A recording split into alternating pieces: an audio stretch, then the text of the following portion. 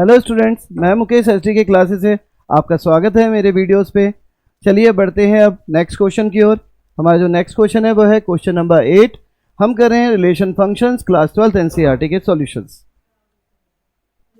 Question number 8 है, show that the relation R in the set A equals to 1 2 3 4 and 5 given by R equals to a b such that modulus of a minus b is even is an equivalence relation.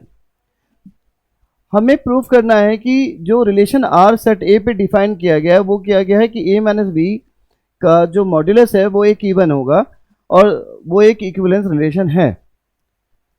ये एक part है question का। इसके अलावा आगे इस question में पूछा गया है, show that all the elements of 1 3 5 कि एक सेट 1 3 5 के जो एलिमेंट्स हैं वो एक दूसरे से रिलेट करते हैं and all the elements of 2 4 और सेट 2 4 के भी एलिमेंट्स एक दूसरे से रिलेट करते हैं, यानी उनके बीच में भी एक रिलेशन है।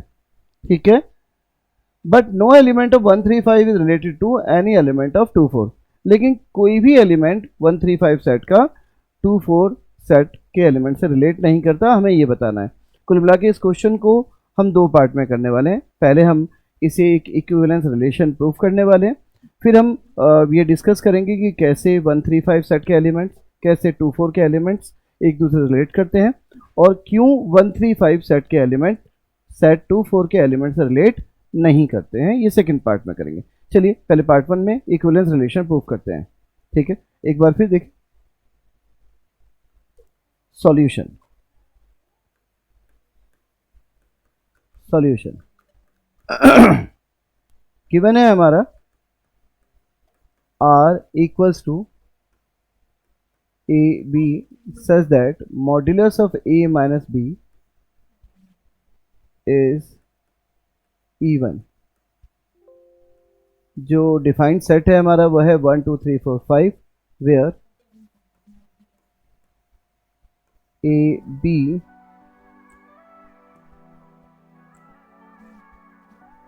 A comma B belongs to set A। ठीक है, अब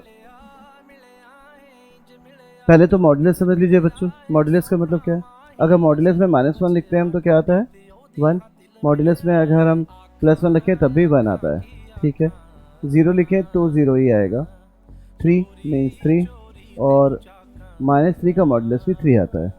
मॉड्यूलस क्लियर है आपको कि मॉड्यूलस का मतलब है कि जो नेगेटिव नंबर और पॉजिटिव नंबर जो मॉड्यूलस के इन बिटवीन होते हैं उनका रिजल्ट हमेशा एब्सोल्यूट यानी एक पॉजिटिव मैग्नीट्यूड ही आता है। ठीक है, तो करते हैं। अब यहाँ पे जो हमें रिलेशन है हम चेक करते हैं क्या ये रिलेशन सेट ए पे रिफ्लेक्सिव है या नहीं है। चेकिंग रिफ्लेक्सिबिलिटी REFLEXIBILITY रिफ्लेक्सिबिलिटी की कहते हैं। रिफ्लेक्सिबिलिटी में पता था कि if A belongs to R then we say कि चेक जो रिलेशन है वो एक रिफ्लेक्सिव रिलेशन है। यहाँ पे देखें हमें पता है वी हैव अगर मॉडुलस A माइनस A करें तो एग्जैक्टली क्या होगा, मॉडुलस ऑफ 0 होगा, इक्वल टू 0 ही तो आएगा। ठीक है, एंड 0 इज इवन नंबर। ठीक है, हमें पता है कि अगर सेम नंबर को उसी से सब्ट्रैक्ट करें तो हमेशा 0 आएगा और 0 का मॉडुलस क्या है 0 है, जैसा अभी हमने डिस्कस किया था, और 0 एक इवन नंबर है। इसका मतलब है कि for all A belongs to A, ठीक है, A बिलोंग्स टू R, ठीक है, हैंस R इज रिफ्लेक्सिव। हमने पहले कॉज दिया कि क्यों हम कर रहे हैं। हमने कहा कि अगर कोई एलिमेंट A है और A माइनस A का मॉडुलस क्या है 0 का मॉडुलस, और 0 का मॉडुलस 0 है और 0 एक इवन नंबर है। इसका मतलब ये है कि for all A belongs to A, A R के पास मौजूद है, तो R क्या है, एक रिफ्लेक्सिव रिलेशन है। अब करते हैं reflexibility check, symmetricity check. Checking CHECKING checking symmetricity. Symmetricity में क्या है, we have modulus of a minus b equal होगा modulus of b minus a के। ठीक है भाई, सिंपल है। तो if modulus a minus b is even, then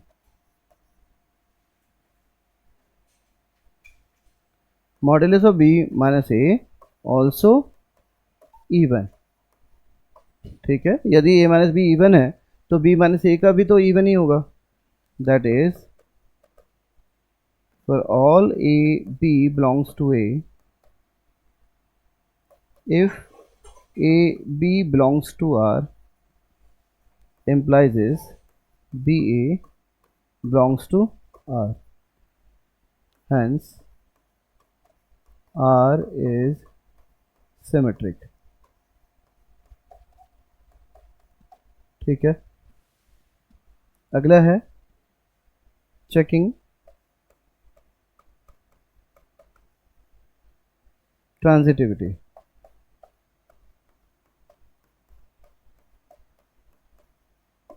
ठीक है, ट्रांजिटिविटी में कह रहे हैं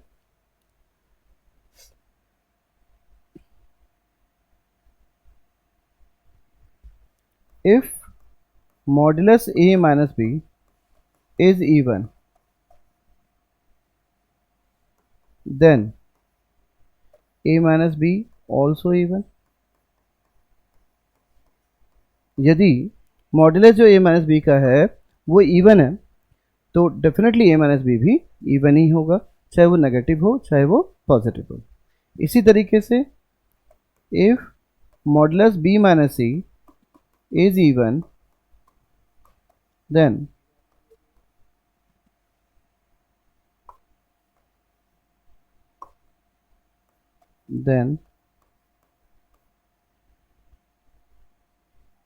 B minus c also even. ठीक है,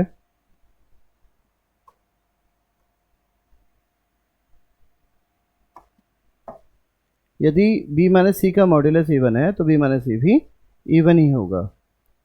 अब we know sum of two even numbers also even, therefore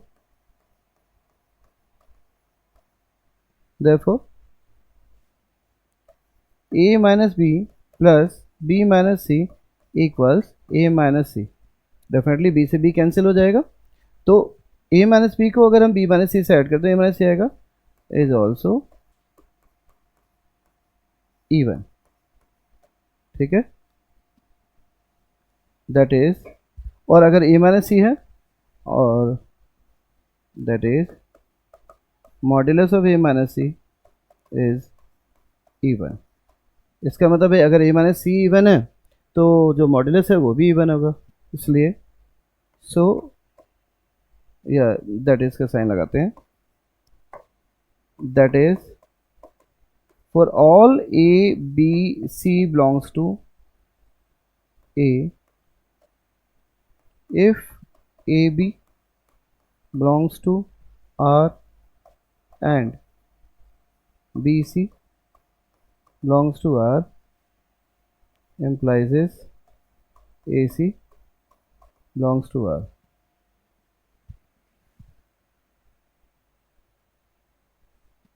Hence R is transitive। ठीक है, अब क्योंकि ये रिलेशन ट्रांजिटिव हो रहा है तो इसका मतलब है since R is reflexive, symmetric and transitive,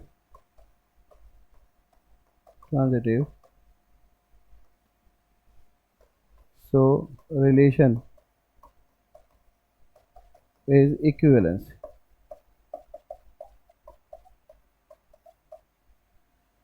ठीक है, यहां से ये होता है हमारा क्वेश्चन। देखते हैं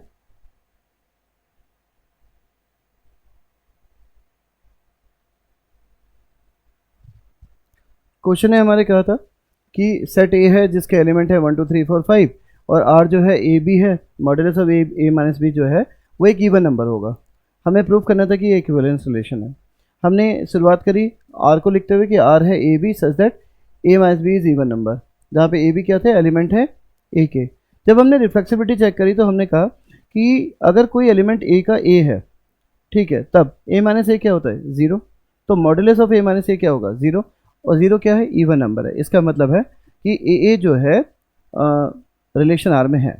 इसका मतलब जो आर है वो एक रिफ्लेक्सिव रिलेशन है। इसके बाद जब हम सिमेट्रिसिटी को चेक करने गए तो हमें पता है कि मॉडुलस ए माइनस बी और इक्वल होता है मॉडुलस बी माइनस ए के, और यदि मॉडुलस ए माइनस बी एक इवन नंबर है तो डेफिनेटली जो है मॉडुलस बी माइनस ए भी इवन होगा। इसका मतलब है कि अगर एलिमेंट ए और बी सेट ए से बिलोंग करते हैं और ए बी आर जो है से बिलोंग करता है तो बी ए भी आर से बिलोंग करेगा। इसका मतलब है कि ये एक सिमेट्रिक रिलेशन हो गया। अब ट्रांजिटिविटी के लिए गए, हमने कहा कि जो मॉडुलस ए माइनस बी यदि इवन है तो सिंपली ए माइनस बी भी तो इवन ही हुआ, चाहे वो नेगेटिव रिजल्ट आ रहे या जो पॉजिटिव आए।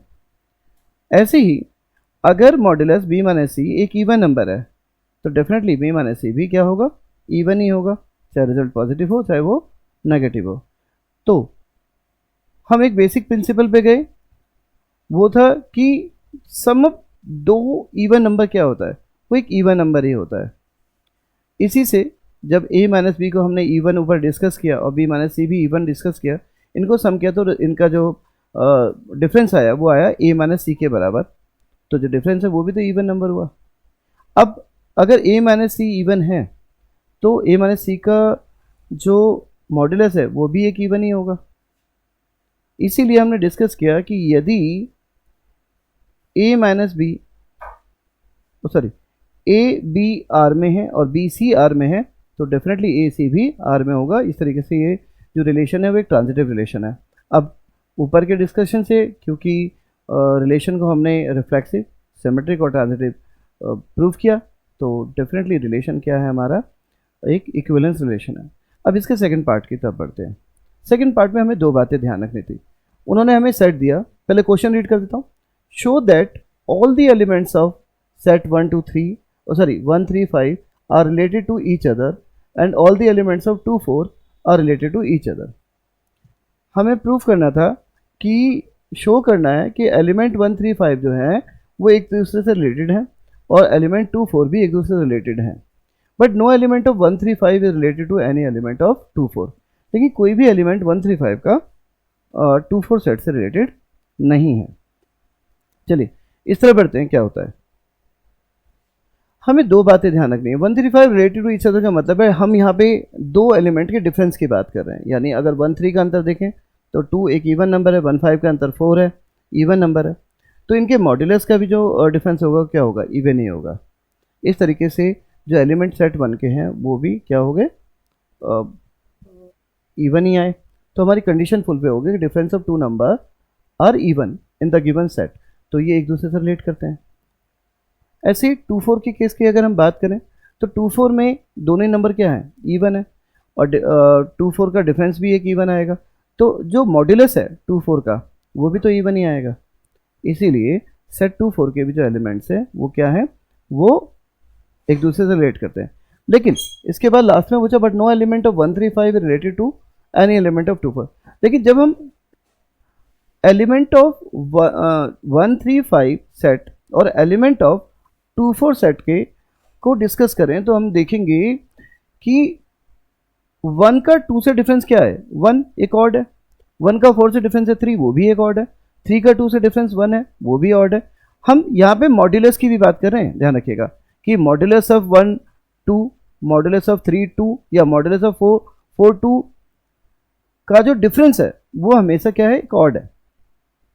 जबकि कंडीशन के हिसाब से जो डिफरेंस का मॉड्यूलस है वो इवन आना चाहिए। इसका मतलब दी गई कंडीशन में इन दोनों सेट के जो एलिमेंट्स है एक दूसरे को क्या नहीं करते, वो रिलेट नहीं करते। चलिए अब इसे आंसर को लिखते हैं।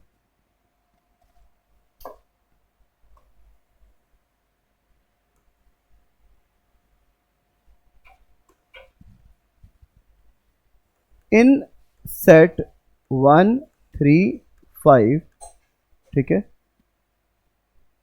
ऑल नंबर्स आर ऑड, सारे नंबर क्या है 1 3 5 में ऑड है, and difference between two odd numbers are always even, ठीक है। सेट 1 3 5 में सारे नंबर ऑड है, और जो डिफरेंस होता है दो ऑड नंबर का वो हमेशा क्या होता है, इवन होता है। तो definitely so modulus of difference of two odd number, ठीक है, modulus of difference of two odd numbers are always, is always होगा या आर होगा, ग्रामर को लेके थोड़ी प्रॉब्लम है बच्चों मेरे साथ, ठीक है। तो difference of two odd numbers is always even. तो हमारी कंडीशन फुलफिल हो गई कि मॉड्यूलस जो है इन एलिमेंट के डिफरेंस का वो एक इवन है और इवन है, hence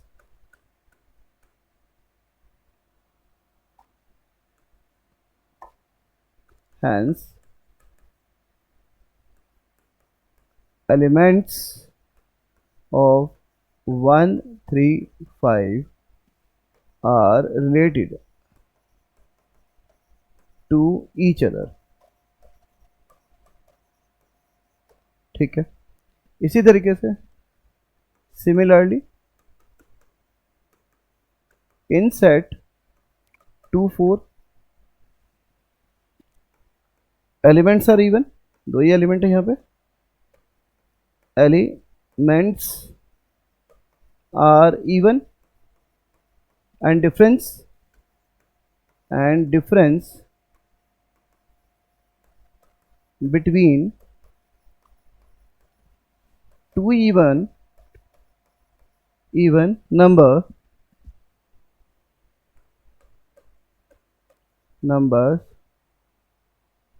always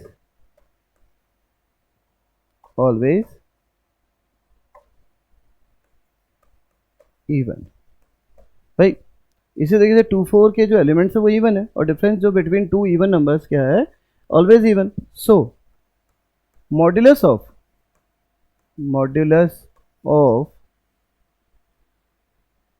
difference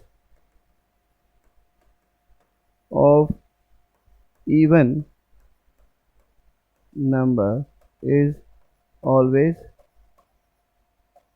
even.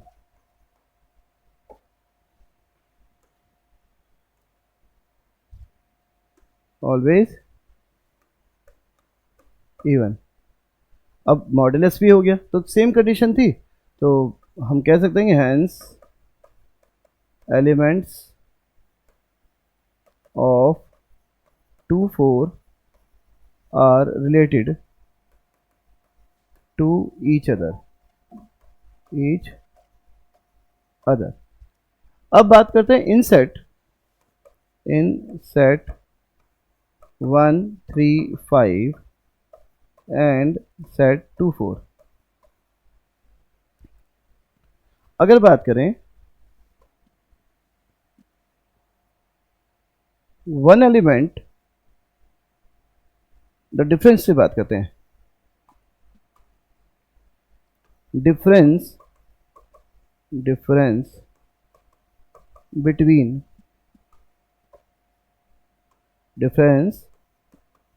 Between one element, sorry each ले लेते हैं, between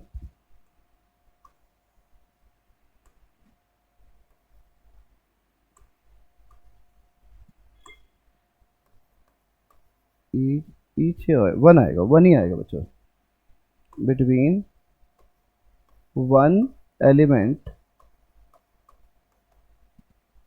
of set 1 3 5 to one element of set 2 4 is always odd. So modulus of difference of elements of these two sets is also odd, is also odd, not even. तो हमारा proof हो गया hence elements of these two sets are not related to each other.